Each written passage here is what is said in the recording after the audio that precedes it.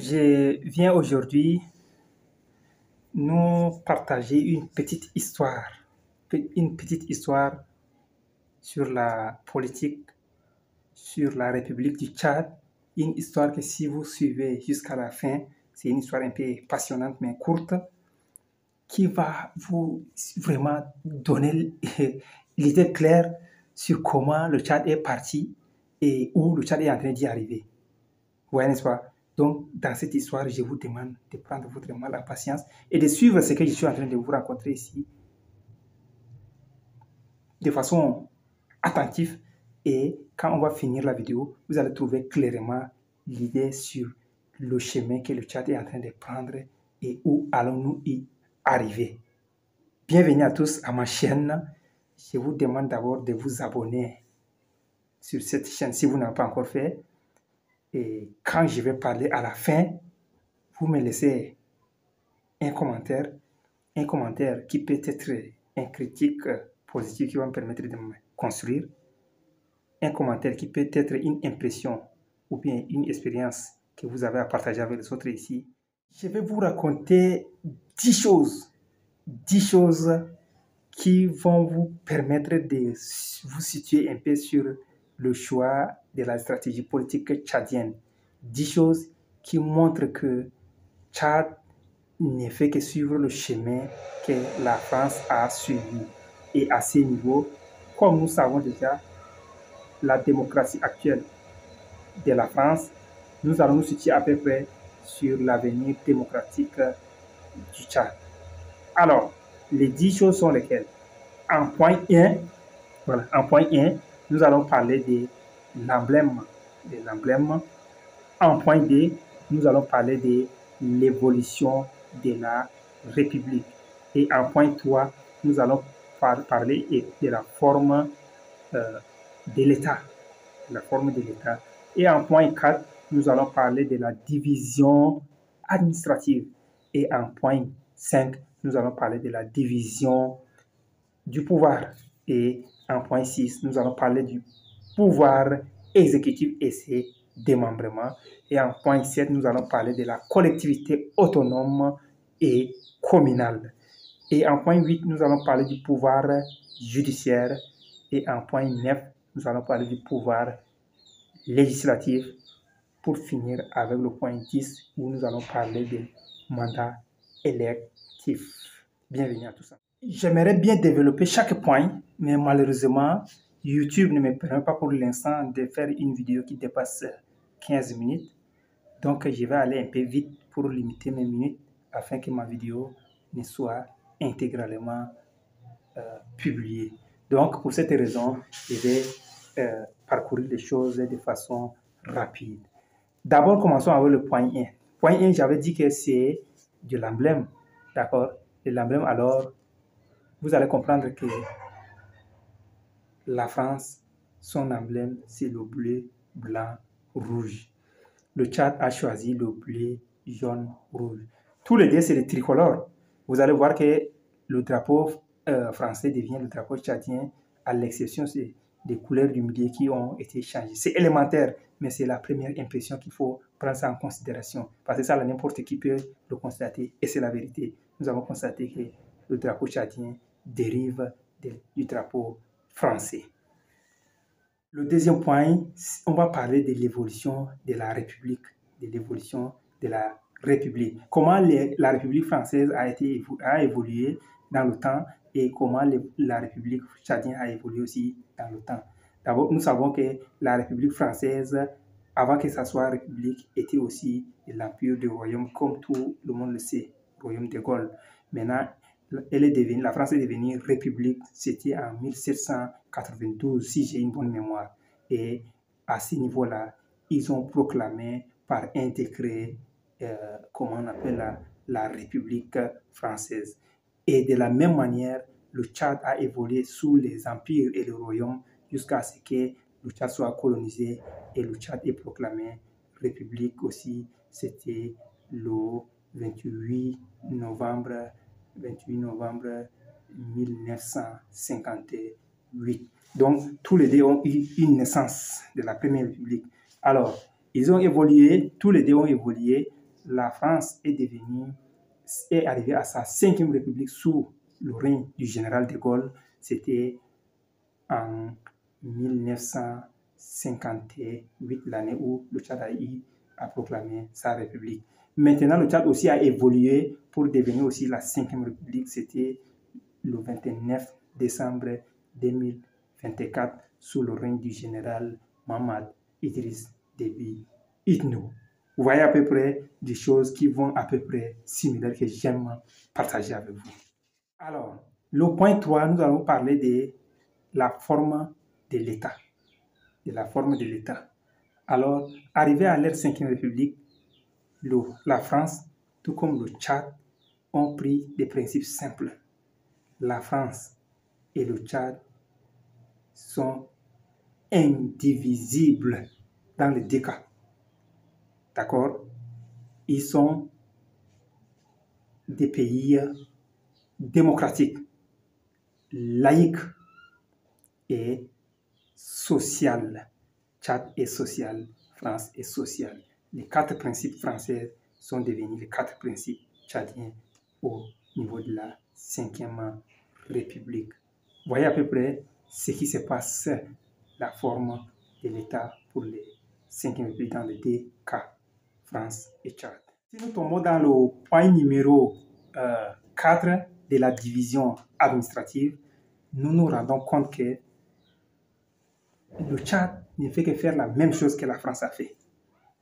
La France a subdivisé son État en des provinces où ils ont fait régner des préfets et des sous-préfets et des gouverneurs. Alors, il y a des communes à travers la France, il y a des communes et il y a des maires. Donc, la division administrative, géographiquement parlant, de la France s'est passée de la même manière qu'ici au Tchad, parce qu'au Tchad, avant qu'on arrive à la 5e République, nous allons parler plutôt des régions et des chefs-lieux. Maintenant, nous sommes en train de parler dans le terme des provinces et nous sommes arrivés dans une situation où on a des gouverneurs, des préfets, des sous-préfets, des communes et les maires. Voilà, c'est-à-dire c'est l'identité typique de ce qui se passe en France qui se reproduit exactement aussi ici au Tchad. Et si on parle sur le point numéro 5 de la division du pouvoir, alors à la 5e République, la France a essayé de s'effrayer 3 pouvoirs. Le pouvoir exécutif, le pouvoir législatif et le pouvoir judiciaire. Le Tchad aussi a fait la même chose. Le pouvoir exécutif, pouvoir législatif, le pouvoir judiciaire. Dans le pouvoir législatif, la France a dit que bon, dans le pouvoir législatif, on a 2 chambres. Il y a l'Assemblée nationale et le Sénat. Au Tchad aussi, on a dit la même chose.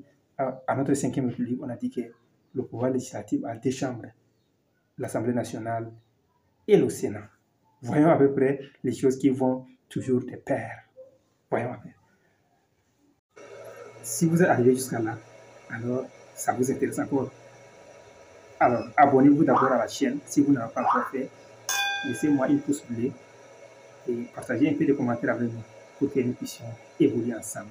Voilà. Donc, nous allons parler de la division du pouvoir. Maintenant, allons sur le point 6 où on va parler du pouvoir exécutif et ses démembrements.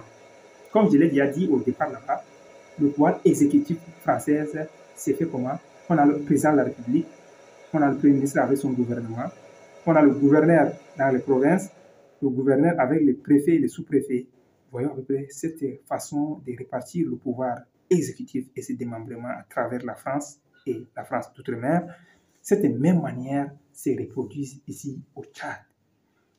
Le Tchad, il y a un président de la République, le Premier ministre avec son gouvernement, on a les délégués, on a le gouverneur dans les provinces, les préfets et les sous-préfets à travers les régions, et voyons à peu près comment le pouvoir exécutif. De la collectivité autonome et communale, nous allons parler des mairies et des communes.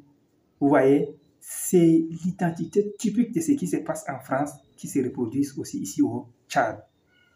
Désormais, dans la 5e République, nous avons les maires dans les grandes villes comme N'Djamena, nous avons la mairie principale et on a des communes dans les arrondissements. C'est la même chose qui se passe aussi à Paris et dans les grandes villes de la France. Donc, nous avons la mairie centrale et les communes. Et on a aussi des communes dans les sous-préfectures, dans les différents coins. Donc, ces mairies-là sont, comment on appelle là, gérées par qui? Sont gérées par des personnes élues localement et qui s'organisent pour gérer leur commune, leur mairie et avec un mandat qui est identique. Même chose qui se passe en France, nous avons aussi même chose qui se passe ici au Tchad. Identiquement. Vous voyez, n'est-ce pas? Identiquement. Donc, ça nous montre à peu près l'avenir, le chemin que le Tchad est en train de prendre, c'est le chemin que la France est en train de prendre. Donc, nous sommes sur ce chemin-là. Ça ne sert à rien maintenant de venir basculer parce que c'est pas, d'accord, c'est pas la façon, la forme de l'État ou bien la forme de la démocratie qui joue, mais c'est la façon qu'on travaille seulement qui joue. Sinon, quelle que soit la forme de démocratie, on peut développer normalement notre pays. Voyons à peu près. Bon, du pouvoir judiciaire, je ne peux pas trop parce que ça, là, il faut absolument une vidéo à part entière sur le pouvoir judiciaire. Bon, j'aurai le temps de le faire, je vais faire encore. Et ça, je ne vais plus faire là une comparaison, mais je vais vraiment parler du pouvoir judiciaire en tant que tel. Mais pour l'instant, je vais nous situer seulement sur le pouvoir judiciaire. Le pouvoir judiciaire, ça concerne Cour suprême, Conseil constitutionnel, avec, je ne sais pas moi, les différentes structures juridiques que nous avons très bien jusqu'à la justice. Voilà, nous savons très bien déjà. Ça, c'est l'organisation de la France. La France s'organise exactement comme ça. Conseil constitutionnel, Cour suprême, voyons à peu près. Et c'est la même organisation qui se reproduit ici au Tchad. Donc, même organisation avec le pouvoir judiciaire. Donc, la même chose qui se produit. Et on va aller très rapidement, on va passer sur le point 9 où on parle du pouvoir législatif. Le pouvoir législatif où je vais nous parler. À la 5e République française, le pouvoir législatif s'est divisé en deux chambres. La chambre haute, où on parle du Sénat, et la chambre basse, où on parle de l'Assemblée nationale. Les membres de la chambre haute sont les sénateurs et les membres de la chambre basse sont les députés.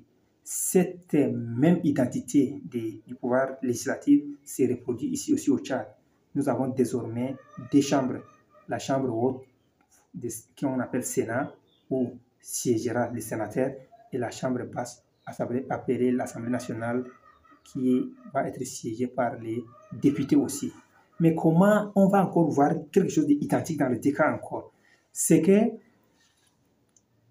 l'Assemblée nationale, qui est la chambre basse française, les membres de l'Assemblée nationale sont élus au suffrage universel direct, c'est-à-dire par tous les citoyens français. Même chose avec le Tchad. Les membres de l'Assemblée nationale sont élus au suffrage universel direct par tous les Tchadiens. Voyons à peu près. Et on les appelle des députés. Et ils vont siéger. En France, ils siègent comment on appelle, au Palais Bourbon. Et au Tchad, ils siègent au Palais de la démocratie.